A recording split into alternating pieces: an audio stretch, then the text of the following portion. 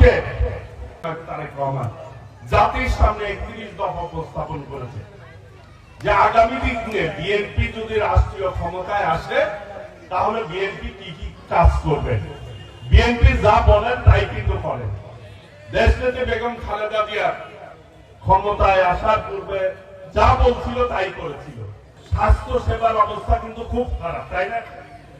বিএনপির আদর্শের জন্য শহীদ রাষ্ট্রপতি জিয়াউর রহমান যখন ক্ষমতায় ছিলেন তখন কিন্তু গ্রাম্য চিকিৎসক নিয়োগ করেছিলেন।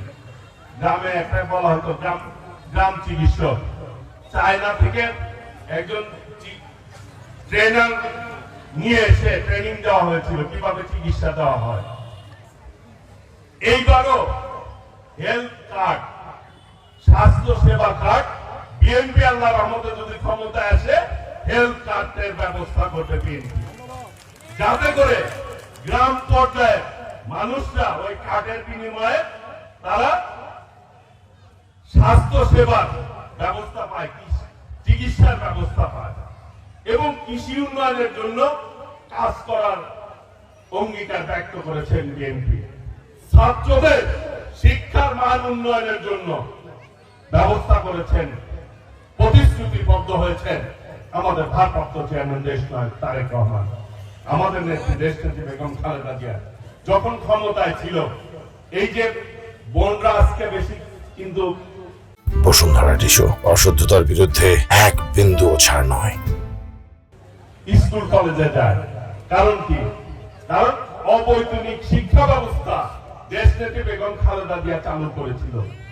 বিএনপি ক্ষমতার লোভ করে না, সেই জন্য দেশনায়ক তারেক রহমান কেউ বলেছে 31 দফায় 2 বারের বেশি কেউ প্রধানমন্ত্রী হতে পারবে না। এই কথা কোন নেতার মুখ দিয়ে এ পর্যন্ত শুনছেন আপনারা?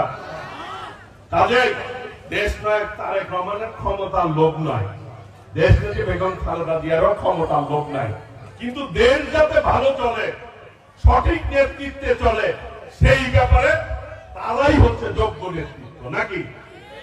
এই মুহূর্তে বাংলাদেশের সবচেয়ে জনপ্রিয় নেতাকে বলেন, জোরে বলেন কে? দেশনায়ক তারেক রহমান। সেই জন্যই নির্বাচন দিতে এটা নেই, ভয় পাচ্ছে মানুষ, তাল বাহানা করছে, ষড়যন্ত্র করছে। প্রিয় ভাইরা, এই দেশের মালিক কিন্তু এই দেশের জনগণ, তাই না? এই যে মাঠে যারা উপস্থিত হয়েছেন সবাই হচ্ছে এই দেশের মালিক। জনগণ ঠিক করবে আগামী দিনে রাষ্ট্রকে পরিচালনা করবে।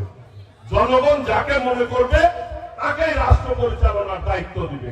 এই বাংলাদেশে জনগণের ভোটে প্রধানমন্ত্রী নির্বাচিত হবেন আল্লাহর রহমতে বিএনপির ভারপ্রাপ্ত চেয়ারম্যান দেশনায়ক তারেক রহমান।